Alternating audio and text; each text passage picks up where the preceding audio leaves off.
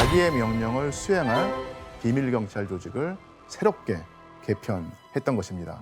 이들이 바로 소련 비밀경찰의 계보를 잇는 엔카베데였는데요. 스탈린의 사냥개라고도 불리기도 했습니다. 엔카베데는 스탈린 체제의 소련에서 가장 막강한 권력을 가진 조직이었습니다. 교수님, 그러면 이 엔카베데는 스탈린의 비밀경찰로서 어떤 활동을 했어요? 예, 경찰, 검찰은 물론이고요. 내무부, 정보기관, 국경수비대, 심지어는 해안경비대의 기능을 이 엔카베데가 모두 담당하게 됩니다. 그게 한 조직의 모든 권한이었다고요? 예, 할 일이 많네. 그래서 엔카베데는 이렇게 막강한 권력을 바탕으로 해서 먼저 스탈린에게 방해가 될 만한 정적들을 모두 직위해서 해임하거나 체포했죠.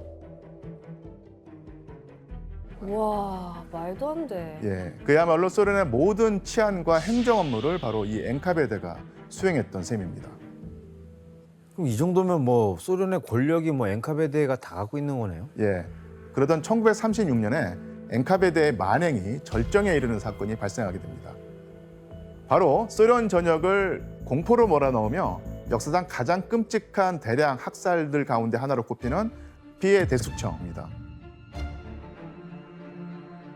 피해 대숙청은 남녀노소, 지위 고하를 가리지 않고 3년간 스탈린의 정족과 반대파를 제거하기 위해 벌어진 숙청을 말하는데요. 자, 이렇게 그 스탈린의 정적들을 제거하는 일에 앞장섰던 엔카베데는 어떻게 소련을 공포에 몰아넣었을까요? 무력, 무력. 네, 진압하려고 하겠죠. 예, 숙청? 그 첫 번째 방법은 바로 거대한 밀고 시스템을 구축하는 것이었습니다. 아, 제일 일본. 최악이다 이거 예. 진짜.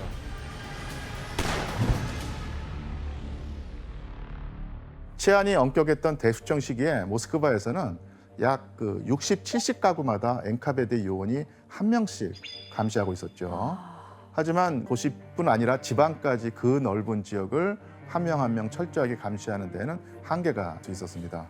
그러다 보니까 사람들이 서로 반역 행위를 하지는 않는지 감시하고 밀고하도록 시스템을 만들었던 것입니다. 그래서 근데 그 밀고를 하려면 가까운 거리에서 가까운 사람들을 뭐 계속 지켜보는 수밖에 없잖아요. 뭐 아무래도 거부감이 좀 컸을 것 같은데 어땠나요? 예, 맞습니다. 처음엔 당연히 동조한 사람이 적었는데요. 하지만 곧 많은 사람이 동참하게 됩니다. 뭘 줬겠죠. 예, 그러니까 포상을 줘야지. 그 엔카베데가 체포한 사람들에게 밀고하면 풀어주겠다거나 가족들을 믿기로 협박을 했기 때문에 심지어 밀고하지 않으면 스탈린에게 충실하지 않다는 의혹을 받아서 가중처벌을 받는 경우도 있었습니다. 그럼 내가 살려면 남을 죽여야 되는 상황인 거네요? 그렇죠. 예, 가까운 친구나 직장 동료는 물론이고 남편이 아내를 그리고 자녀가 부모를 밀고하는 일도 잦았죠. 예, 상황이 이렇다 보니까 대수청 시기 사람들은 주변 사람들의 평소 습관이나 대화, 와. 통화 내용 등 사소한 점 하나도 반역 행위의 근거로 삼아서 서로 밀고하게 됩니다. 소름 끼쳐. 박상민 기자님, 그 네. 밀고한 사람한테 보상도 있었어요? 네, 공직자와 일반인으로 나눠서 보상을 해줬는데요. 공직자 같은 경우에는 급여를 올려주거나 승진을 시켜주거나 뭐 이런 식으로 혜택을 줬고요. 일반인 같은 경우에는 주거 환경을 바꿔준다거나 좋은 음식으로 보상을 해준다거나 이러다 보니까 밀고를 당하기 전에 밀고를 먼저 해야 되겠다라고 하는 이제 그런 풍토가 또 만들어졌다고 합니다. 근데 교수님, 이런 포상을 위해서 억울하게 밀고 당하는 사람도 많았겠네요. 맞아. 예, 맞습니다. 예, 서로 밀고하는 분위기가 과열되다 보니까 연인 간의 사소한 다툼이나 직장 동료들 간의 불화 등 개인적인 원한을 밀고에 이용하는 사례도 늘어났죠. 예를 들면 리파 카플란이라는 사람의 경우에 일하던 공장에서 이 상사의 성적 요구를 거절했다가 밀고 당하기도 하고요. 또 니콜라이 사하로프라고 하는 엔지니어가 있었는데 니콜라이의 아내에게 관심을 가졌던 다른 남자가 아내를 차지하려고 니콜라이에게 누명을 뒤집어 씌워서 밀고한 사례도 있었습니다. 그러니까 이런 악의적인 밀고는 조사하면 다 알게 되는데 엔카베데는 이에 어떻게 대응했을까요? 스탈린은 엔카베데 요원들에게 아주 어마어마한 체포 할당량을 주었습니다. 예, 땅. 때문에 그렇죠. 요원들은 할당 목표치를 채우기 위해서 밀고 사유에 대해서는 철저하게 검증하지 않았죠. 그러니까 죄가 없이 억울하게 잡혀가는 사람들이 많을 수밖에 없었던 아니, 것입니다. 어떻게 그런 멍청한 인센티브가 있을 수 최악의 있죠? 독재자. 최근 그 러시아 정부가 이에 관한 기록을 공개했는데요. 공개를 했어 또. 이 표는 대숙청 시기인 1936년부터 1938년까지 기록된 체포 횟수, 유죄 판결, 사형 집행 건수를 정리한 표인데요. 이 표를 보면 약 3년 사이에 체포된 사람들만 무려 170여만 명에 육박한다는 것을 알 수 있습니다. 말도 안 돼. 거기에 유죄 판결을 받은 160만 명 가운데 68만여 명이 사형당했고요. 하지만 실제로는 이보다 더 많은 사람이 희생되었을 것이라고 추정하고 있습니다. 저 숫자도 축소됐을 것 같아요. 예, 근데 같은 나라 사람끼리 심지어 가족 안에서 저렇게 서로가 서로를 죽인 거잖아요. 정말 그 비극적인 시대였죠. 이렇게 끔찍한 대숙청 시기를 표현한 만평이 있는데요. 한번 같이 볼까요? 예, 만평을 보니까 무엇을 표현한 것처럼 보이나요? 사람들이 퍼서 불에 넣는 거인가요? 증기기관차에 석탄을 넣는 모습을 패러디한 것인데요. 이 만평 아래쪽에는 스탈린이 사람을 삽으로 퍼서 지옥을 가득 채우고 있다라고 쓰여 있습니다. 그러니까 스탈린의 대수청으로 인해서 얼마나 많은 학살이 있었는지를 묘사한 만평이죠. 결국 엔카베드는 스탈린에게 반대하면 처형된다는 공포심을 소련 전역에 확산하면서 스탈린의 사냥개로서의 역할을 톡톡히 한 셈입니다. 그런데 그 소련 비밀경찰 엔카베드가 소련 사람들을 탄압하고 공포에 몰아넣는 방법으로 또 다른 것이 있었을 텐데요. 여러분 생각에는 어떤 방법을 썼을까요? 엔카베드가 활용한 것은요, 바로 아주 환경이 열악한 노동 수용소로 끌고 가는 거예요. 아, 강제.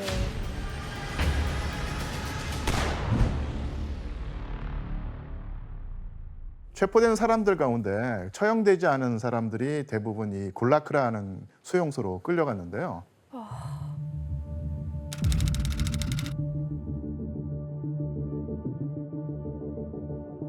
이곳에 끌려온 수감자들은 소련의 경제 개발을 위해서 금광, 다이아몬드 등을 채굴하는 광산이나 벌목 현장, 그리고 작업이 필요한 기계류나 다이너마이트 같은 장치가 주어지지 않았죠.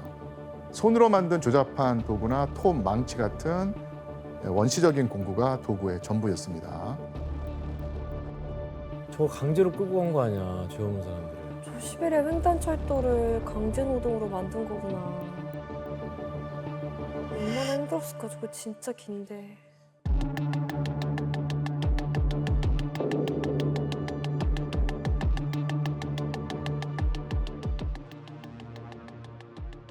비극이다 진짜 비극. 아이고. 당시 그 굴라크의 상황이 어땠는지 한 감독관이 남긴 글이 있는데요. 규현 씨가 한번 읽어봐 주시겠어요? 하루 작업이 끝날 무렵 현장에는 시신들이 버려져 있었다. 죽은 자들의 얼굴은 눈으로 덮였다. 어떤 사람은 머리를 무릎 사이에 박은 채 얼어붙어 있었다. 사람들은 밤이 되면 썰매를 끌고 나가서 시신을 모았다. 끔찍하네요. 예, 특히 굴라크의 겨울이 혹독했습니다. 영하 40도까지 떨어지는 극한의 추위 속에서요, 수많은 사람들이 죽어나갔죠. 하지만 그럼에도 일은 쉴 수 없었는데요. 일하는 것이 너무 고통스러워서 스스로 도끼를 이용해서 손을 베거나 팔을 나무난로에 넣는 일도 있었어요. 그리고 엔카베드 간수들은요, 수감자들을 밀고 하게 만들려고 끔찍한 폭행과 고문을 일삼았습니다.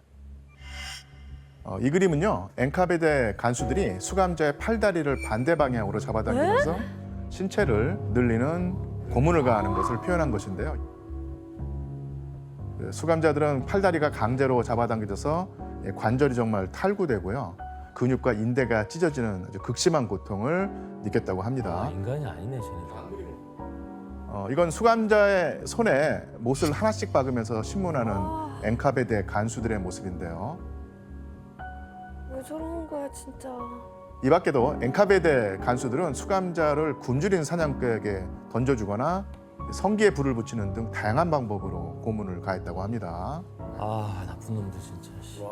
결국 스탈린은 비밀 경찰 엔카베데를 이용해서 소련 사람들을 언제 잡힐지도 모른다는 공포에 몰아넣고 잔혹한 대숙청과 노동형으로 반대 세력을 철저하게 꺾어버렸던 것입니다.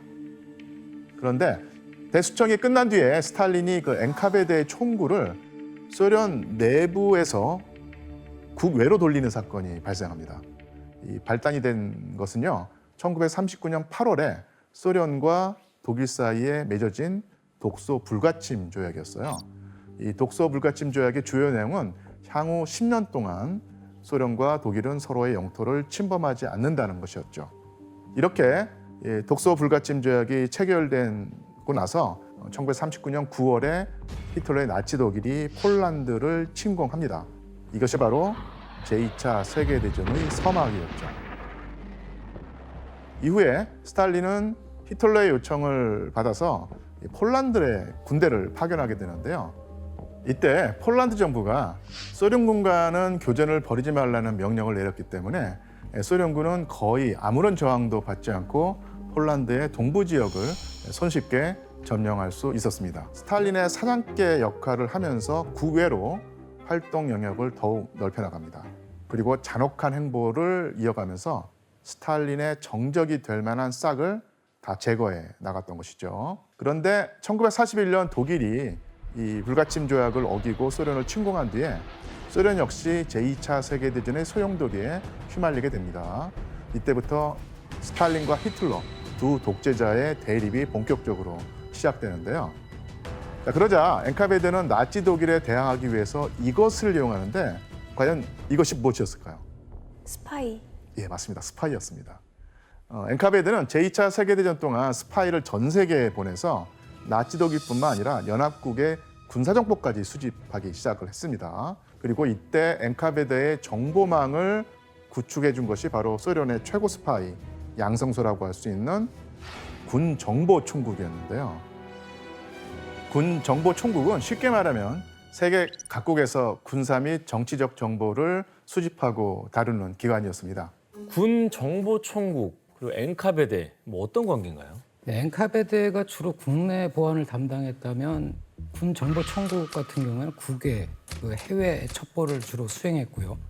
두 조직은 이제 소련 안보에 관해서 중요할 때는 서로 협력을 하기도 했어요.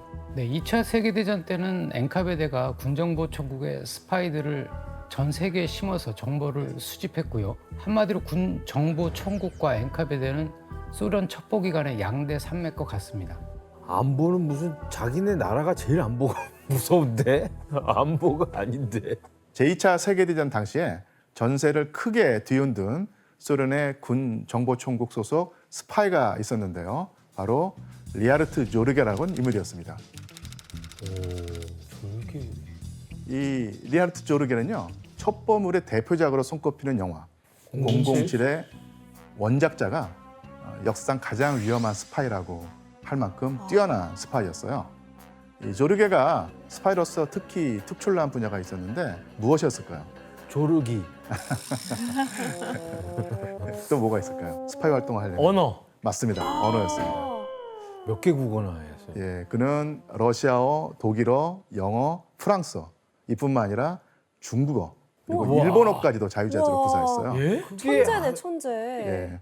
예. 조르게는 소련의 비밀 경찰 엔카베데하고 군 정보 총국의 명령을 받고 사실 일찍부터 첩보를 위해서 물밑 작업을 시작했는데요. 공부 엄청 했네. 제2차 세계대전이 발발하기 6년 전인 1933년 독일 언론사 특파원으로 신문 세탁을 해서 일본으로 향하게 됩니다. 이때부터 일본에서 주요 인사들과 꾸준히 친분을 맺으면서 동아시아의 동향을 파악해 갔죠. 특히 그 조르게는 일본 주재 독일 대사관의 장교였던 오이겐 오트 대령과 아주 절친해져서 매일 아침 식사를 함께 할 정도로 가까운 사이가 되었습니다. 심지어 조르게는 오트 대령의 아내까지 유혹을 해서 내연 관계를 맺게 됩니다. 와, 대단하다. 불륜까지 저지르면서. 조르게가 오트 대령의 신임을 얻기 위해서 공을 들인 지 5년이 지난 뒤인 1938년에 5년. 오트 대령이 독일의 일본 대사가 된 거예요. 에? 그 덕분에 조르게는 적국인 일본과 독일 양쪽의 정보에 다 접근할 수 있게 되었어요. 교수님, 오트 대령이 조르게에게 뭐 이렇게 쉽게 넘어온 이유가 따로 있나요? 바로 조르게의 가장 뛰어난 능력인 언어 재능 때문이었는데요. 말이 스파이지 그냥 사기꾼이네요. 오트 대령은 일본어를 전혀 할 줄 몰랐는데 반면 조르게는 일본어에 능통한 데다가 무려 1,000권이 넘는 일본 서적을 다 독파해서 일본에 대한 아주 높은 이해도를 가지고 있었어요. 시간이 되게 많았나? 속독을 했나 봐요, 속독. 예. 그래서 조르게는 오트 대령을 여러 방면에서 도와주면서 환심을 샀죠. 대사관에서 독일로 보내는 전문까지 조르게가 오트 대령 대신에 써줬다고 합니다. 신뢰할 만하네요. 예, 결국 조르게는 오트 대령으로부터 독일 대사관의 비밀 전문을 아무런 제약 없이 열람할 수 있는 특권을 받게 되죠. 예, 그런데 차근차근 정보를 모으고 있던 조르게는 제2차 세계대전이 일어나고 2년 뒤인 1941년에 전쟁의 판도를 바꿀 만한 엄청난 정보를 입수하게 됩니다. 판도를 바꿀 정도의 정보라고? 당시 소련은 엄청난 공경에 처해 있었죠. 1941년 6월에 히틀러가 독소 불가침 조약을 어기고 기습적으로 소련을 공격했는데 전쟁 초반 독일의 공격에 대비하지 못한 소련군이 속수무책으로 패배하고 말았던 것입니다. 그 때문에 10월에는요, 나치 독일이 소련의 수도인 모스크바 코앞까지 진격해 왔어요.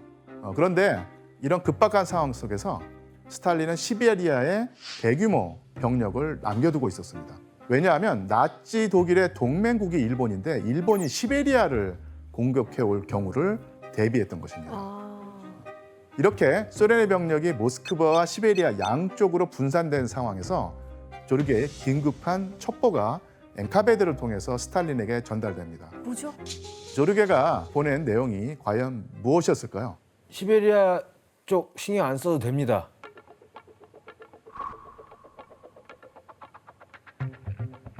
뭐야? 스파이네. 아니 저기가 스파이지. 나는 스탈린이고. 스탈린이네. 뭐가 많이 써 있는데요? 와, 아니 여기 볼 수가 없는 거잖아. 아니 이걸 어떻게 이거 전달을 해야 될 것 같은데. 저쪽에다 전달해 줄게. Япония не намерена немедленно вторгаться в Советский Союз. 일본이 소련에 지금은 관심 없다. 맞죠? 맞습니다. 그러니까 스탈린이 받은 첩보 내용은요, 일본은 당장 소련을 침략할 의사가 없다. 그럼 시베리아에 대군을 넣을 필요가 없네요? 맞습니다. 지금 핵심을 찔렀는데요. 스탈린은 최종적으로 이 조르게의 첩보를 확신했고요. 그래서 엄청난 승부수를 띄웁니다. 시베리아에 남겨둔 18개 사단 병력 전부를 모스크바 방어에 투입했던 거예요. 그 결과로 소련은 모스크바를 지켜낼 수 있었죠. 그뿐만 아니라 단숨에 소련을 정복하려 했던 히틀러의 계획을 저지하면서 전쟁을 장기전으로 끌고 나갈 수 있었던 것입니다. 와, 아니 뭐 어떻게 보면 그 조르게라는 스파이 덕분에 소련이 전쟁에서 승기를 잡은 거나 마찬가지겠네요. 맞습니다. 예. 정보가 제일 중요해요, 역시. 박상민 기자님, 이나 씨, 뭐 엔캅에 대해서 저렇게 조르게처럼 유명한 스파이가 또 있을까요? 독특한 스파이인데요. 할머니 스파이로 좀 유명한 멜리타 노우드라는 그 여성 스파이가 있어요. 할머니? 열렬한 사회주의자고 그래서 소련 엔카베드의 요원이 된 사람이거든요. 영국의 비철 금속 협회에서 비서로 일하면서 상관이 그 원자폭탄 비밀 프로젝트의 일원이었었어요. 근데 상관이 없을 때 금고를 뒤져서 기밀 문서를 몰래 찍어서 그것을 런던에 있는 그 엔카베드 요원에게 전달하고 뭐 이런 식의 이제 첩보 스파이 행각을 벌였고요. 간도 크시다. 근데 40년이 지나도록 그 활동을 했고 젊었을 때부터 시작해가지고 할머니 될 때까지 계속 할머니가 돼서 발각이 된 거예요. 와, 그래서 할머니 스파이. 대단한 할머니네. 그 기간 동안 영국 정부는 전혀 이 사실을 몰랐다고 해요. 와, 감쪽같이 하시는 거. 40년 동안 네. 이렇게 그 엔카베드의 첩보 활동으로 소련은 나치 독일과 히틀러를 견제하는 데 성공을 했고요. 제2차 세계대전의 승전국 반열에 오르게 됩니다. 와.